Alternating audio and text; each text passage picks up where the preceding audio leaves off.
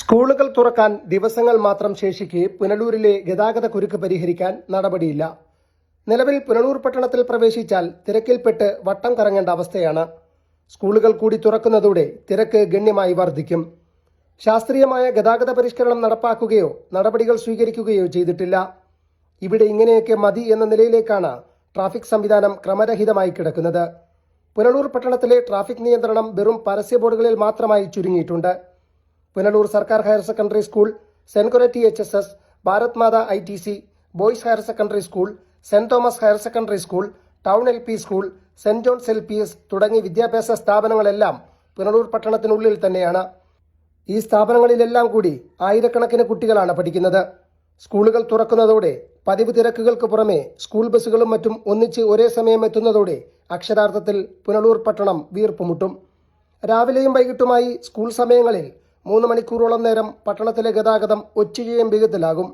ഈ സമയം പട്ടണം കടക്കണമെങ്കിൽ പഠിച്ച പണി 18 പയറ്റണം. നിശ്ചയിക്കപ്പെടാത്ത സ്ഥലങ്ങളിലെ തോന്നിയ രീതിയിലുള്ള പാർക്കിങ്ങും തലങ്ങും വിലങ്ങും വാഹനങ്ങൾ യൂടേൺ എടുക്കുന്നതും പുനലൂർ പട്ടണത്തിലെ പതിവ് കാഴ്ചയാണ്.